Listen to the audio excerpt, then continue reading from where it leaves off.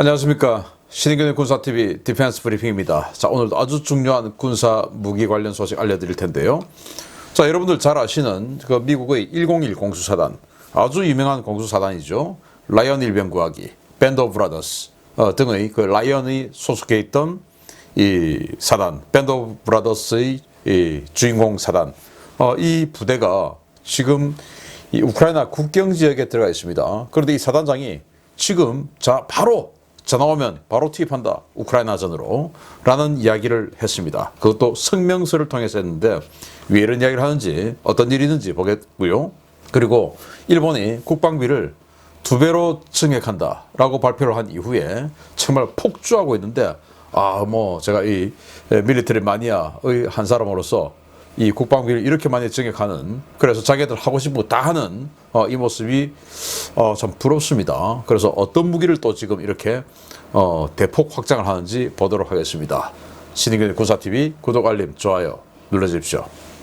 먼저 5가지 단신 보겠는데요. 인도가 자체 개발한 대잠 초계함이 있습니다. 이 아르날라라는 클래스인데 첫 진술을 했는데 좀 이상합니다. 이 소식에서부터 발트 삼국이죠. 리투아니아가 미국의 스위치블레이드 자폭 배회 탄약 자폭 드론인데 이 자폭 드론을 대량 구매한다 라는 소식까지 알아보도록 하겠습니다. 첫 번째입니다. 인도가 순수 국내 기술로 개발해 16척을 조달하겠다고 밝힌 연함 대잠전용 초계함인 아르날라급 초도함이 진수됐다는 소식입니다. 인도가 CG를 통해 선전했던 것과 대단히 다른 디자인의 선체가 등장했는데 과연 별 탈 없이 전력화될 수 있을지 모르겠습니다. 우리나라의 FA-50을 잡겠다며 튀르키예가 개발한 4세대 초음속 훈련기 겸 경전투기 후어젯 시제기가 크리스마스에 맞춰 출고됐다는 소식입니다. 내년 첫 비행 일정이 잡혀있는 후어젯은 F-404 엔진으로 구동되는 경량 전투기로 FA-50과 대단히 유사한 스펙으로 개발되었는데요. 튀르키예의 주장대로 과연 이 기종이 수출 시장에서 FA-50의 적수가 될 수 있을지 경계를 좀 해야 할 것 같습니다. 노후화가 극심한 CF-188 호넷 전투기 88대를 대체하기 위한 4세대 전투기 사업을 10년 넘게 끌어온 캐나다가 드디어 F-35A 전투기 도입을 위한 예산을 승인했다는 소식입니다. 1차분으로 고작 16대를 도입하는데 무려 51억 4천만 달러, 대당 4,125억 원의 예산 승인 내역서가 공개됐는데 독일에 이어 캐나다, 도대체 왜 이런 근거 없는 견적서들을 쏟아내는지 모르겠습니다. 스웨덴 사브가 그리펜 전투기 수출 실적에 절망해서 그리펜 NG의 생산 라인 폐기를 고려하고 있다는 소식입니다. 최근 콜롬비아 수주전 실패, 캐나다 공군 차세대 전투기 사업 패배 등 연이은 악재 때문에 전투기 사업 자체를 접는 방안을 검토 중인데 한때 최강의 가성비 전투기로 평가받았던 그리펜이 어쩌다 이 지경이 됐는지 모르겠습니다. 최근 우크라이나 전쟁에서 보고되고 있는 드론의 활약에 큰 관심을 보여왔던 리투아니아가 미국에서 대량의 자폭 드론을 구매한다는 소식입니다. 리투아니아가 미국군 다음으로 스위치블레이드 600 드론을 대량 구매하는 계약을 체결했다는 소식입니다. 4,500만 달러 규모라고 하는데 정확히 몇 대를 구매하는지는 공개되지 않았습니다. 여러분, 이 배 한번 보십시오. 이게 진짜 배가 맞나? 라는 생각이 들 정도 아닙니까? 900톤짜리 초계함, 우리 천안함으로 상징되는 그 포항급 초계함보다 약간 작은 덩치인데 함교 구조물 보십시오. 이게 지금 진수식 하는 게 맞냐? 라는 생각이 들 정도로 정말 어이없죠? 유리창도 없고 저게 지금 세멘트로 그냥 올려놓은 건지 아니면 그냥 판자로 그냥 엮어놓은 건지, 어떻게 이런 스타일의 함교 창이 있을 수 있나? 이거 어떻게 시야가 어떻게 확보가 되나? 라는 생각이 들 정도인데 이거 아무리 봐도 아닌 것 같은 그런 느낌이 드는데요. 또 그럴 수밖에 없는 게 그 개발한다라고 했던 CG는 완전히 그냥 스텔스한 이런 디자인의 군함이었는데 진수할 때는 이런 이상한 형태가 되었다. 그것도 밑에 선체 부분은 이렇게 색깔을 그 바다색으로 칠해놨는데 위는 지금 콘크리트 색깔 되어 있어서 이게 맞나? 라는 생각이 들어서 인도가 하는 일이니까 또 이건 엄청나게 오래 걸리는 거 아닌가? 라는 생각도 드네요. 자, 튀르키예가 12월 25일 크리스마스를 맞아서 물론 뭐 크리스마스를 일부러 기념하기 위해서 한 건 아니겠고 이슬람 국가니까. 아니 후어젯 CJ 1호기를 출고하는 행사를 했습니다. 오전에 했는데요. 자, 여기 보시면 이상한 좀 뭐 희한한 도색을 하고 나오는데 이게 우리 FA50하고 아주 흡사한 그런 스펙이에요. 최대 속도 마하 1.4 그리고 최대 이륙 중량 13톤. 그러니까 우리 FA50하고 거의 흡사한데 엔진도 F404 똑같죠.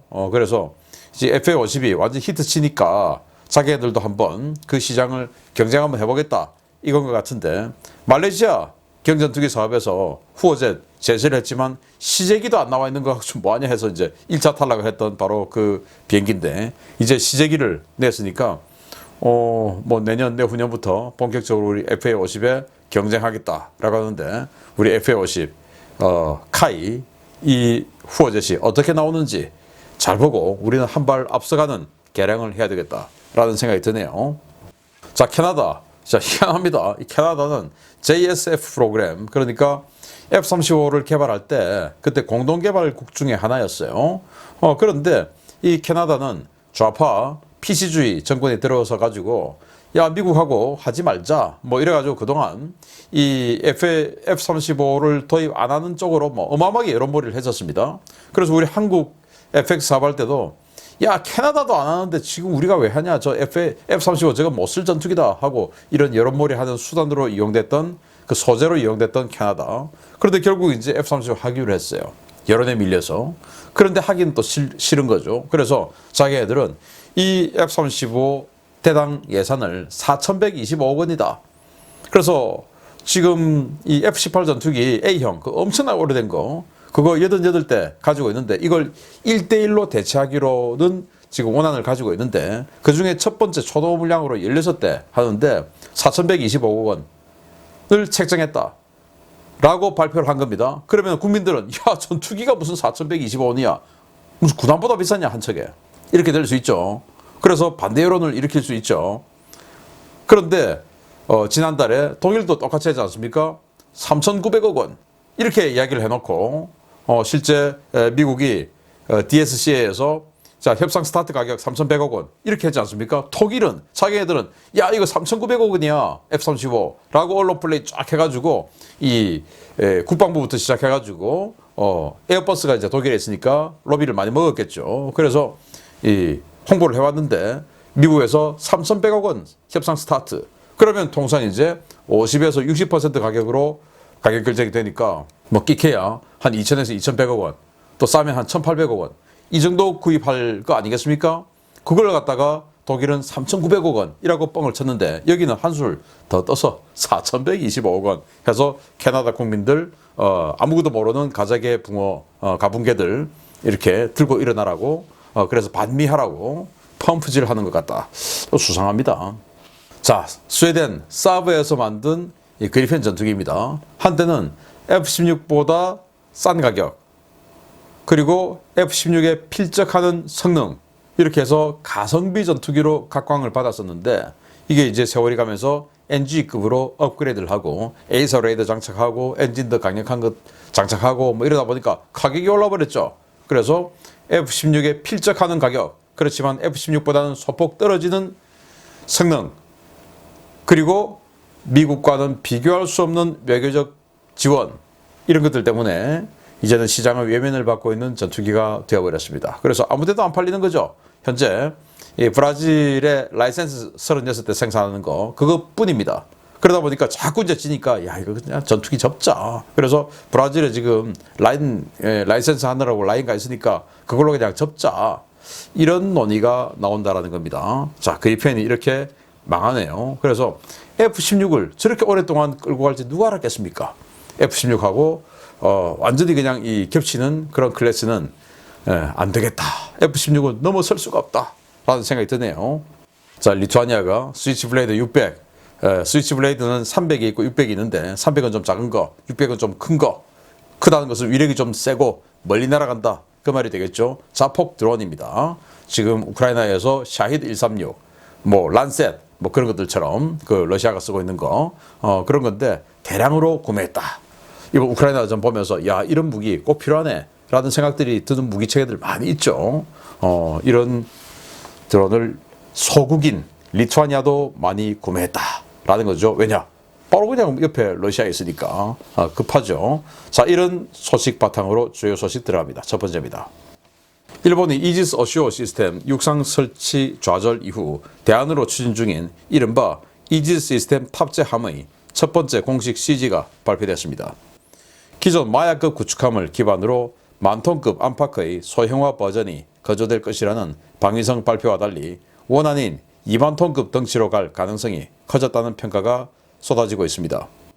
일본 방위성이 2025년부터 건조에 들어가 2028년과 29년에 각각 한 척씩 취역시킬 예정인 이지스 시스템 탑재함 CG를 공개하고 내년 회계연도 예산 안에 해당 사업 예산을 정식으로 포함시켰다고 네이발뉴스가 현지 시각 12월 25일 보도했습니다. 이지스 시스템 탑재함, 약칭 ASEV로 명명된 이 전투함은 최근 북한의 연이은 미사일 도발로 그 중요성이 강조되면서 사업 예산이 크게 늘어날 것이라는 관측이 쏟아진 바 있었는데요. 이번에 방위성이 공개한 CG는 그동안 알려진 마야급 확대 개량형 형상과는 거리가 먼 형태의 선형 디자인을 취해 관심을 모았습니다. CG 속의 영상은 기존 마야급의 스파이-1D 레이더에 비해 대형화된 스파이-7 레이더를 탑재하기 위한 대형 함교 구조물과 거대한 연돌이 보이는데요.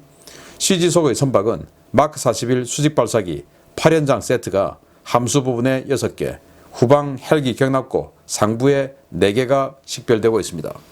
이 CG에서는 함수와 한미 발사관 합계가 80셀에 불과하지만 함수 부분에 함포가 아예 없다는 점, 선체 곳곳에 여유 공간이 대단히 많다는 점, 방위성이 향후 미국과 일본에서 개발될 신형 무장을 추가로 장착할 수 있어야 한다라는 요구 조건을 밝힌 점 등으로 미루어 보아 실제 VLS 숫자는 100셀을 가볍게 넘어갈 것으로 예상됩니다. 이 배는 길이 210m, 폭 40m, 기준 배수량 2만 톤으로 길이 248m, 폭 38m, 기준 배수량 19,500톤급의 이즈모급에 맞먹는 덩치를 자랑하는데요. 해상자위대가 사업 초기 단계의 전투함 배수량과 크기를 크게 축소해 발표해온 전례를 감안할 때 실제 덩치는 이즈모급보다 더 커질 수 있다는 관측도 나오고 있습니다. 일본 내 전문가들은 ASEV가 추진되는 시점이 일본의 방위비가 폭발적으로 증가하는 시점과 정확하게 겹친다면서 이 배가 21세기판 야마토가 될 수도 있다는 분석들을 쏟아내고 있는데요. 늦어도 내후년이면 어느 정도 선체의 윤곽이 드러날 이 배가 과연 얼마나 강력한 전투함으로 등장할지 경계심을 갖고 지켜봐야겠습니다. 자, 뭐 조금 그 화질이 별로 안 좋은데요. 이게 일본 그 방위성의 내년도 예산안 책자에 나오는 거, 그걸 이제 촬영한 사진이라서 이렇게 조금 화질이 안 좋습니다. 자, 딱 봐도 어마어마하게 공간이 많습니다. 길이가 무려 210m, 폭은 40m. 와, 독담보다 더 크죠. 독담이 199m인데, 자, 이렇게 어마어마한 덩치가 독담이나 뭐 이즈모급처럼 수송함이 아니고 전투함입니다. 그래서 여기 보시면 마크 41 수직발사관 앞에 잔뜩 붙어 있는데, 이거 또 뒤에 헬기 데크 위에 이렇게 해서 현재는 그 80셀밖에 식별이 안 됩니다만은 여기 공간 엄청나게 있죠. 그리고 여기도 공간 엄청나게 있죠. 이 함수 부분에도 뭐 띄엄띄엄 엄청나게 많죠. 우리 충무공 이순신함 만들 때도 32셀 이렇게 했지만 실제로 나중에 이제 업그레이드 하면서 우리 한국형 수직발사관 16셀, 16셀 더 해서 48셀 체제로 갔지 않습니까? 여기 보니까 뭐 한 200셀은 충분히 들어갈 수 있을 정도로 어마어마한 겁니다. 자, 이 배는 뭐냐? 원래 육상 배치 이지스 전투체계, 여격 시스템, 이지스 어쇼, 이걸 이제 2개를 일본에다가 설치를 하려고 했는데, 일본의 그런 좌파 단체들이 들고 일어나가지고, 야, 이거 쐈는데 이 추진체, 미사일 추진체 우리 집 옥상에 떨어지면 니들 책임질래? 이렇게 해가지고 결국 이거 막아버린 겁니다. 그래서 야, 그냥 해안에 갖다 바짝 붙여서 쏘면 될 거 아니야. 북조선에서 날아올 거니까 저쪽으로 쏘면은 괜찮지 않냐. 야, 그러면 혹시 지나가던 어선 추진체 맞으면 어떡할래? 이렇게 해가지고 결국 못하게 한 겁니다. 그래서 할 수 없이 울며 겨자 먹기로 배에다가 하자. 그런데 배를 엄청 크게 만들자라고 했다가 안 된다, 돈 많이 든다 해서 일본의 마야급 이지삼 요거하고 비슷하게 그냥 만들자라고 됐다가 최근에 갑자기 국방 예산을 2배로 증가하기로 하니까 야, 너 하고 싶은 거 다 해. 이렇게 된 것 같아요. 정말 밀리테리 마니아의 한 사람으로서는 참 부럽기만 하고 또 대한민국 국민의 한 사람으로서 우려스럽기도 하고 그렇습니다. 우리 군도 이렇게 하고 싶은 거 다 해. 할 수 있으면 얼마나 좋을까라는 부러움. 그리고 우리 인접국에게는 상당한 어떤 그 잠재적 위협이죠. 그런 인접국이 이렇게 강해진다는 것에 대한 불안감.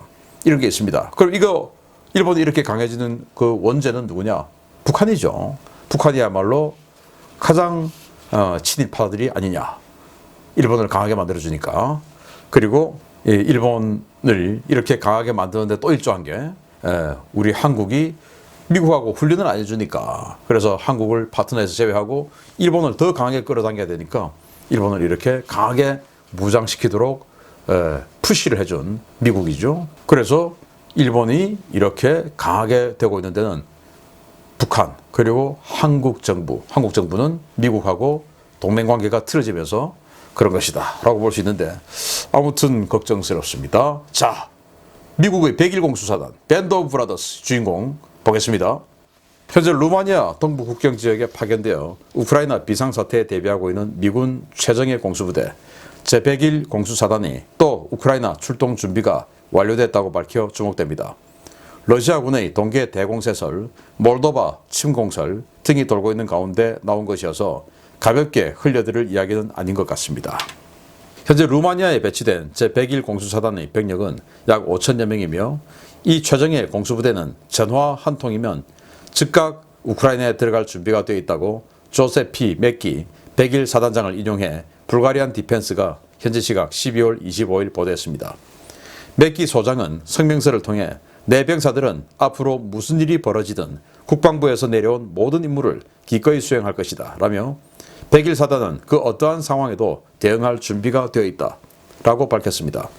루마니아 파병지에서 101 공수사단 예하 여단 전투단과 지원부대를 총괄 지휘하고 있는 에드 마타이데스 대령 역시 현지 매체들과의 인터뷰에서 워싱턴에서 전화 한 통만 오면 우리는 즉각 우크라이나에 들어갈 준비가 되어 있다 라며 현재 루마니아 동부 지역에 배치된 미군이 고도의 전투 준비 태세를 유지하고 있다고 강조했습니다. 미국은 지난 6월부터 루마니아 동부 모처에 101 사단 예하 부대들을 순차적으로 증강시켰고 현재의 루마니아군은 물론 나토 기동부대의 일원으로 증강 배치된 프랑스군 기갑연대와 루마니아, 우크라이나 국경 지역에 대기 중입니다. 루마니아에 배치된 101 사단의 병력은 나토 감시정찰 자산 지원을 받아 흑해 서부 지역의 러시아군에 대한 감시정찰 임무와 경계 임무도 맡고 있는데요. 최근 몰도바 정보국이 친러 불법 정권인 트란스니스트리아 공화국의 군사활동 가능성을 경고하면서 대비태세를 격상한 것으로 알려졌습니다. 유럽 워싱턴 소식통들은 러시아가 트란스니스트리아에 구소련이 남긴 유럽 최대의 탄약 저장시설의 탄약을 손에 넣길 원할 것이며 이를 위해 트란스니스트리아군과 현지 주둔 러시아군 병력을 동원한 모종의 조치를 취할 수도 있다고 경고하고 있는데요. 과연 러시아와 트란스니스트리아가 눈에 불을 켜고 경계태세를 유지하고 있는 101 사단을 무시하고 군사적인 행동에 나설 수 있을지 한번 지켜봐야겠습니다. 자, 101 사단, 미국의 공수부대가 사단이 2개가 있죠. 82 공수사단, 101 공수사단 이렇게 2개가 있는데 그 중에 101 사단이 지금 1개 예단 전투단이 루마니아, 우크라이나 국경 딱 접경 지역에 가 있어요. 지금 여기 있습니다. 여기까지가 우크라이나, 그리고 여기부터 루마니아예요. 여기가 이제 오데사고. 그런데 여기 지금 가 있는데 이 북쪽에 몰도바가 있죠. 몰도바의 이 서쪽, 그러니까 우크라이나와 몰도바 국경 지역 길쭉하게 이 지역은 트란스니스트리아라고 친러주의자들이 우리는 몰도바가 아니야 하고는 독립선언하고 지금 불법 점거하고 있는 이 자치공화국 중에 하나예요. 여기를 보호하느라고 러시아군이 한 개 여단 병력 정도를 이 트란스니스트리아에 보내놓은 겁니다. 이제 몰도바 정부군이 칠까봐, 내전 벌어질까봐. 그렇게 해서 그러면 한 주밖에 안 되니까 금방 무너질 것 같으니까. 그래서 그 몰도바에 들어가 있는 이 한 개 여단 정도의 러시아군 병력, 그리고 트란스니스트리아 자체 병력, 뭐 이렇게 해가지고 여기 지금 몰도바에 코바스나라고 하는 엄청나게 큰 탄약창이 있어요. 여기는 탄약들을 지금 탄약이 러시아가 모자라니까 확보해가지고 이렇게 나와가지고 보급을 해주는 작전, 이런 걸 지금 설이 지금 나오고 있습니다. 여기 이제 냉전 시대 때 이 몰도바까지는 소련이었죠. 그리고 루마니아부터는 이제 바르샤바 조약기구의 소련 위성국들이었죠. 그래서 이 지중해 쪽의 남부 지역의 탄약을 지원하기 위해서 이 몰도바, 바로 여기가 몰도바까지 소련이니까 여기 어마어마하게 덩치 큰 탄약고를 지어놓고 있었는데, 지금 루마니아에 전쟁하다가 보니까 탄약이 모자라니까 여기는 탄약 생각이 나는 거죠. 요것만 가져오면 숨통이 트이겠는데. 그래서 이제 101사단 사단장이 우리는 언제든지 우크라이나전에 투입될 준비가 있다라고 하는 거다라고 보는 거죠. 그래서 직접 미군이 러시아군과 교전할 일이 있을까라는 생각을 하지만, 아무튼 또 이 지역에 프랑스군 기갑부대까지도 하나 들어와 있어요. 그래서 프랑스군 기갑부대, 그리고 미군 공수부대, 이들이 혹시 이 몰도바에 있는 이 엄청난 규모의 탄약, 이걸 빼나가는 것을 잘 막아주기를 기대합니다. 지금 전화 한 통이면 바로 투입한다 라고 지금 자기네들 스스로 밝혔으니까 잘 해주기 바랍니다. 정말 뭐 엄청나게 계속 긴장된 상황들이 벌어지고 있습니다. 계속 알려드리겠습니다. 마치겠습니다. 감사합니다.